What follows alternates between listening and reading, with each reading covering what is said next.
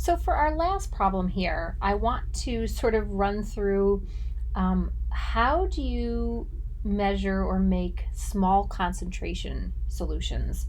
So, we had a problem with pre-lab question and then a problem with that we worked out in class dealing with epinephrine. And so we kind of have a companion problem for you guys to try on your own to think about how you'd make a caffeine solution. So sort of big picture, I kind of want to just highlight here before we actually do the problem.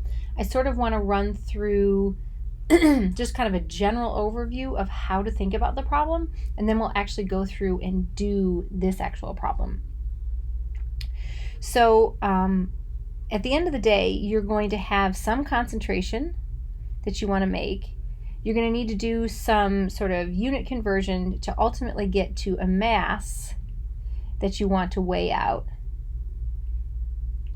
And as we saw with our pre-lab calculation, and we continued with our problem in class, and we'll see with this problem as well, generally this mass that you're going to calculate to weigh out, so again we're going to do a calculation to determine the mass that we want to weigh out. It's going to be too small to be able to do this accurately and effectively. So the idea is that we need to scale this up.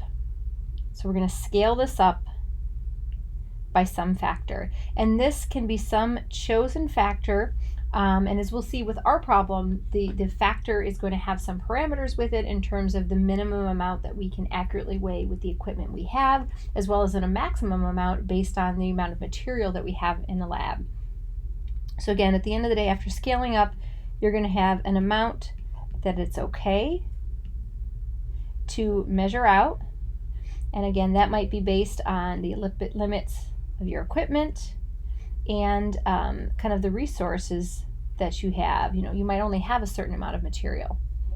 So the mass that you calculate that you want to weigh out, we're going to call A, and the amount that you scale up that you want to measure out, that is okay to measure out, we're going to call B. And so if we kind of come over here, then we can take the ratio between B to A, and this is going to be our X factor. That is how much we've scaled up this problem. And then we're going to do serial dilutions to get down to the concentration that we want. And so just how to highlight, if we have a certain X factor and we're doing serial dilutions, we're going to be multiplying serial dilutions together such that whatever those serial dilutions are, their multiplication will be equal to 1 over the X factor. So as a very simple example, if our X factor was 10,000, we could very easily have A through B equal, or A through D, sorry, equal to 10, right? 1 over 10 times 1 over 10 times 1 over 10 times 1 over 10 is 1 over 10,000, which is our X factor. So a couple of things to sort of think about as we're thinking about how do we choose what these A, B, C, and D values are. So A through D should ideally be greater than or equal to 2, and the reality with this is the purpose of that is we want to manage our time and our resources well. Because the more numbers that you have there, the more fractions, the more serial dilutions you have to do, the longer it's going to take. And then ideally we want to have these be less than or equal to 25, and we talked about that in class, that has to do with the accuracy in kind of measuring out and diluting solutions. Kind of one other last little piece here is that when we're doing our 1 over D, our final dilution, we need to make sure that that final dilution gives us enough for the final volume that we need. So for example, in this problem, if it was 1 over 10, but then our final solution needed 50 milliliters, one of the things that we couldn't do is basically take 1 milliliter and dilute it quantity sufficient to 10 milliliters, because that 10 milliliters would not be the amount that we needed. So to solve this problem, we just need to remember that all we need to do to have anything that's really an X factor, and a dilution is really an X factor, is take the volume that you need, divide by the X factor, which in this case would be 10. That gives us the volume that we need to dilute to our final volume. So in this case, taking 5 milliliters and diluting it quantity sufficient to 50 is still a 1 to 10 dilution, but it gives us the final volume that we need. So kind of zooming back out here. So that's sort of part one of this, is sort of doing the sort of calculations, the theory, the kind of the preparation work. So again, highlighting here, this is sort of just kind of calculation based.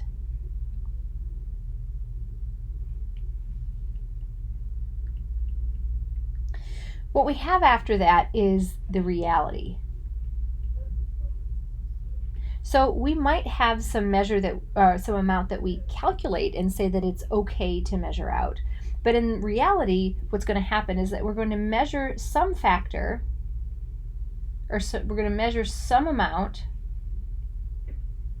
that's going to be close to B, but it's not going to be exact. We talked about the challenge of trying to actually sit there in the lab at the balance and measure out exactly what your calculation says to measure out. You're not realistically going to do that, and it's not a good use of your time. So again, it's kind of this idea of, do you need to measure exactly the amount in B, or measure some amount exactly and just know what that is? So in this case, we're going to call what we measure in reality that's close to B, we're going to call C. And for purpose of our calculations, we're generally then getting a new X factor. Let's call this an X prime factor. It's close to the X factor that we wanted to have over on the left here, but it's not the same. And so if we take the ratio of C over to A, that again equals this X prime factor. And it's not going to be some beautiful number. One of the things I meant to highlight over here is that A and D, A through D over here, these are all integers. So they're going to be perfect whole numbers. What's going to happen over on the right with reality is that we can still have A, B, and even C be integer dilutions. But our last dilution is going to have to be some non-standard, non-integer factor. But remember, don't be scared if D is not equal to an integer. It's some strange factor. All we have to do is take the volume that we want, divide by that X factor, and that will be the volume that we need to dilute quantity sufficient to our final volume, which in our hypothetical example here, which actually is going to be the reality of what we'll see too, is 50 milliliters. So just a little bit of a preview in terms of what you need to be able to think about. So as it highlights in this problem, what I'd like you to be able to do for our caffeine problem is first kind of go through, this is sort of like the pre-lab calculation. What's the amount that you need to mass that's too small? So what's this A value? Choose something that you want to scale it up by so that it sits within the parameters of what's given here. Go through and kind of propose some dilution factors in our calculation. And then what I'd like you to do is make up some number. You guys can make up whatever you'd like that's close to your calculated value. And then pretend that you measured that out, and then go through the rest of this to actually simulate, well, what would I do if I was actually doing this in lab and I measured out this amount? How would I need to do my dilution factors? So we're going to go ahead and do that, and I'm going to make up some numbers here for this caffeine problem.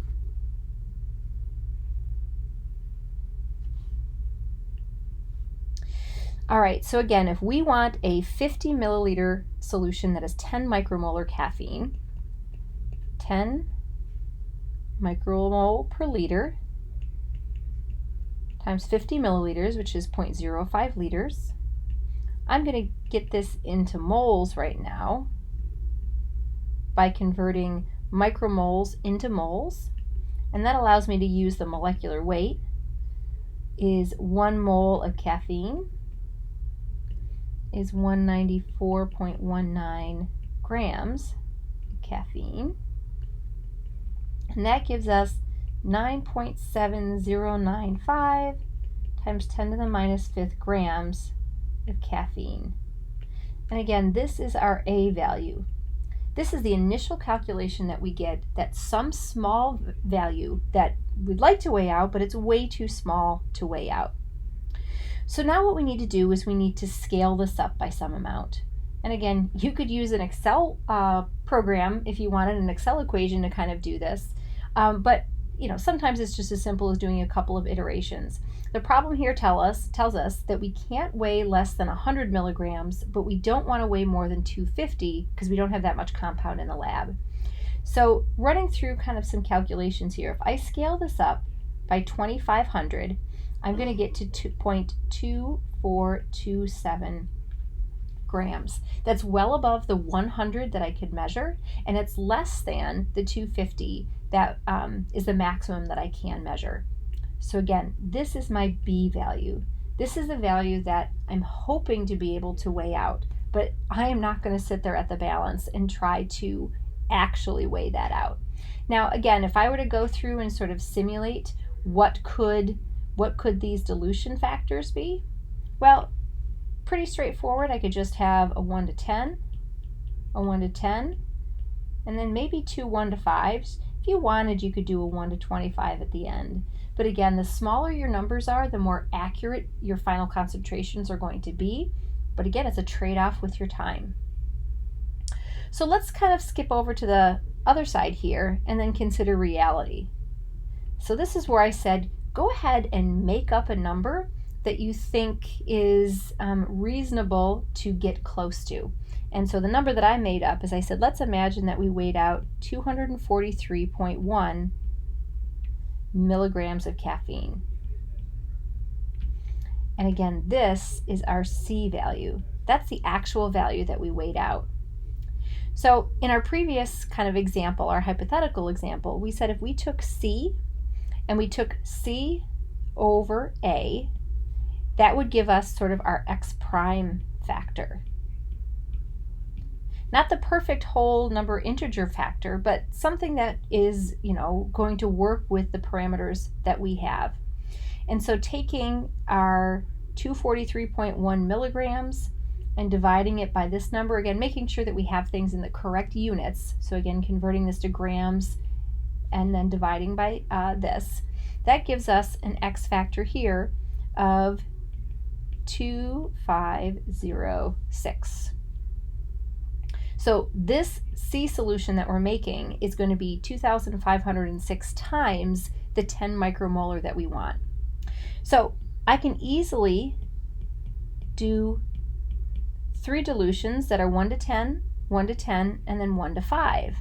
But the last one's going to be a non-integer number, and we get 5.0123. And just to highlight how I got this, if I in my calculator put 2506, I divide by 10, I divide by 10, and then I divide by 5.